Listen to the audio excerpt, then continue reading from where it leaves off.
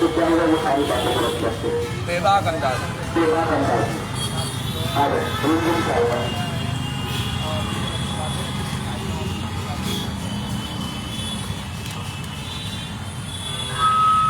काफी दिनों से ये आंदोलन देश में चल रहा है, सिर्फ बंगाल में नहीं पर बंगाल के बाहर भी जो डिस्ट्रिक्ट हैं, जो स्टेट्स हैं, उन सारे स्टेट्स में रात को महिलाएं बाहर आई हैं।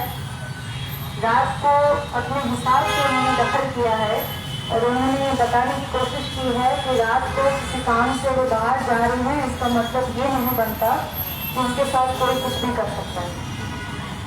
आज वहाँ इस दिन खड़े होकर ऐसा ही लगता है कि ये उन सारी नारियों का आंदोलन है जो बाहर आकर अपने हिसाब से स्पॉन्टेनियसली कॉल दे चुकी है। रात को बाहर आई है, आम जनता के हिसाब से बाहर आई है और उन्होंने कहा है कि हम नारियां हैं, इसी परिस्थिति से हम अपने आंदोलन को आगे लेकर जाएंगे। सबसे पहले ये बात तो हमें याद रखने की बहुत ज़रूरत है कि चाहे वो सरकार के हाथ में हो, चाहे वो सीबीआई के हाथ में हो या चाहे वो सुप्रीम कोर्ट के हाथ में हो, इस केस में जल्द से जल्द जस्टिस मिलने का बहुत बहुत ज़रूरत है। हम सबको ये माथे में रखना होगा जब भी जहाँ भी हम आंदोलन कर रहे हैं कि ऐसा केस दोबारा ना हो, ऐसे केसेस की फ्रीक्वेंसी कम हो और हमारी माँ बहनें, हमारे दोस्त, जिनको भी हम पहचानते हैं, जो भी नारी होकर इस समाज में रह रही हैं, वो सब सुरक्षित है। उनको हमेशा ये सोचना ना पड़े कि क्या आज मेरे साथ कुछ हो सकता है, क्या आज मेरे दोस्त के साथ कुछ हो सकता है, क्या आज मेरे बहन के साथ कुछ हो सकता है या आज मेरी माँ के साथ कुछ हो सकता है।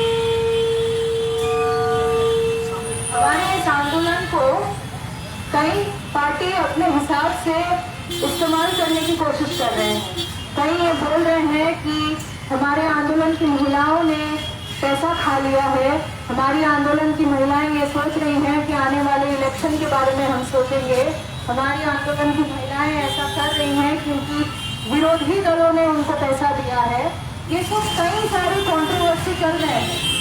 असल में बात यह है कि जब किसी सिस्टम में, किसी मानसिकता में हम लोग बदल लाने की कोशिश करते हैं तो उल्टी तरफ जो लोग उस मानसिकता को पूजा करते हैं, जो लोग उस मानसिकता को मानते हैं, वो लोग कई तरह के अटैक उतारते हैं और ये उन्हीं अटैकों में से एक है। मेरा ये मानना है कि जिन नारियों ने भी बड़े बड़े दलों के फ्लैग को छोड़कर, तृणमूल, बीजेपी, सीपीएम, इस तरह के दलों के सारे फ्लैगों को छोड़कर अपने हिसाब से, अपने दम पे रात को निकलकर अपनी बातें सामने रखी है, वो सारी नारियां इस मूवमेंट की लीडरशिप है। वो सारी नारियां इस मूवमेंट की लीडरशिप है। वो खुद तय करेंगी वो क्या पहनकर आंदोलन पे आएंगी, ये बताने वाले बाकी लोग नहीं हैं।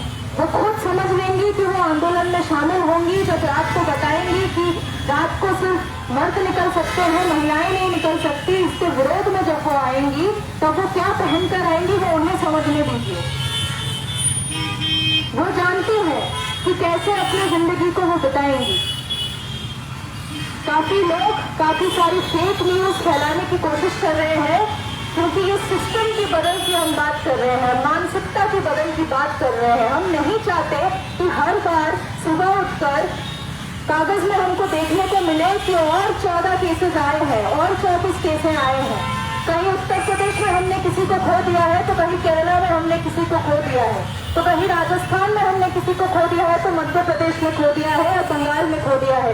ये खबर हम और नहीं देखना चाहते। हम चाहते हैं कि ऐसे बदलाव लाए जाए जिससे मानसिकता में बदल हो, जिससे लोग नारियों की इज्जत करना सीखें। नारियों को जाकर हमेशा ये मांगना नहीं पड़े कि मेरी इज्जत करो। क्यों? नारियां भी इंसान ही है, वो भी अपनी तरह से अपनी जिंदगी जी रही है, तो उनको इज्जत मांगने की क्यों जरूरत पड़ रही है आज 2024 में आकर? क्यों हम ये नहीं समझ पा रहे कि हमारे ही जैसे एक साथ कंधे से कंधा मिलाकर नारियां भी अपनी जिंदगी जिएंगी अपने हिसाब से। वो तय करेंगी कि हमको अपनी जिंदगी में क्या करना है, क्या पहनना है, कहाँ जाना है, किस तरह की नौकरी करनी है, ये 2024 में आके नारियों को ही तय करने दीजिए। बहुत देर हो चुकी है। और सबसे अंत में मैं यही रिक्वेस्ट करना चाहूंगी कि ये जज्बा 14 तारीख की रात को 15 तारीख की रात से तैयार हुआ है इस देश में। कई जगहों से नारियां बाहर आई हैं, हमारे बंगाल को छोड़कर देश की कई जगह से बाहर आई हैं, विदेश में कई जगह पे बाहर आई हैं, क्योंकि हम सबके अंदर जो गुस्सा था, हम सबके अंदर जो दर्द था, वो इस कॉल से बाहर आया है, इस आंदोलन से बाहर आ रहा है। और इससे हमें सीखना चाहिए कि असल में किस तरह का शोषण चल रहा था। इस जज्बे को बरकरार रखिए, इस जज्बे को ठंडा होने मत दे। यही जज्बा हमारे लिए बदल लाएगा। इसी जज्बे की वजह से रात को पब्लिक ट्रांसपोर्ट सेफ और सिक्योर मिलेगा, हमें मिलना चाहिए, ये हमारा हक है। हम जहाँ पे औरतें काम करने जाती हैं, उन जगह पे फ्रेश रहना उनका हक है। उनके बच्चों को घर पे रखकर उनके काम करना पड़ता है। हमेशा चिंता रहती है मन में कि मेरा बच्चा सही से खाया है कि नहीं, उसकी पढ़ाई सही से हो रही है कि नहीं। जो महिलाएं जहाँ भी काम करने जा रही हैं, वहाँ पे अगर फ्रेश रहे तो वो अपने बच्चों को साथ लेकर जाएंगी, वहीं रहेंगी, वो खुद रहेंगी उनके साथ। उनकी चिंता कम होगी। हम देखेंगे कि महिलाएं भी काम में उतनी ही बेहतर होती जा रही है जैसे कि मर्द बेहतर होते जा रहे हैं। हमें भी समझना होगा कि एक साथ काम करने के लिए एक जैसे चीजें भी रहनी बहुत जरूरी है। आज 2024 पे आके इस तरह की डिमांड उनको सामने लाने के लिए बहुत जरूरी है। हमको ये सोचना होगा कि ऐसी क्या चीजें हो सकती हैं जो हमें हमेशा से ये सताती आई है कि ये होता तो अच्छा होता।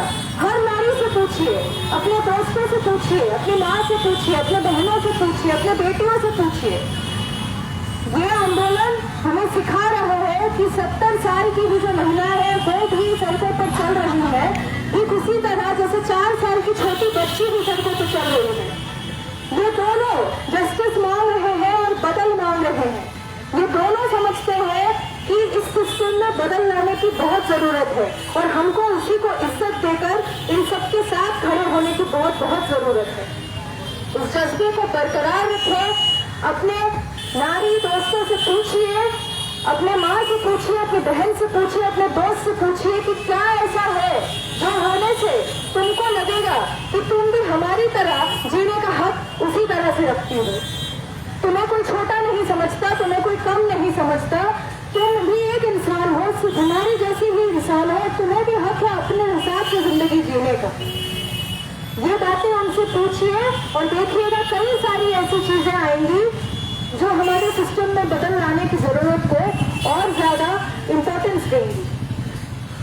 मेरी बात जिन तक भी पहुंच रही है, जिन भी नारी तक पहुंच रही है, जिन भी पुरुष तक पहुंच रही है, उन सबसे मेरी यही विनती है कि इस जज्बे को बरकरार रखें, इस आंदोलन को बरकरार रखें। और दोस्तों, ये जीत हम लेकर रहेंगे। ये शुरुआत हमने की है, ये सिर्फ एक शुरुआत है, पर ये चलता रहेगा और ये आंदोलन यहाँ रुकने वाला नहीं है। एक केस तो जस्टिस से ही ये रुकने वाला नहीं है, क्योंकि हमें चाहिए कि इसके बाद और कोई केस ना हो। हमें ऐसी एक दुनिया चाहिए जहाँ महिलाएं सुरक्षित बाहर निकल सके, किसी भी डर के अलावा। उनको कभी किसी चीज का डर ना हो, उन्हें कभी ऐसा नहीं लगे कि ऐसा कुछ इंसिडेंट उनके साथ हो जाएगा जिसकी वजह से वो खबर बन जाएंगी। हमें यहाँ तक पहुँचना है साथियों। इस लड़ाई को जीते रखना है, इस लड़ाई को बरकरार रखना है और ये सिर्फ शुरुआत है, ये चलती रहेगी, इसमें हार नहीं मानना है। धन्यवाद।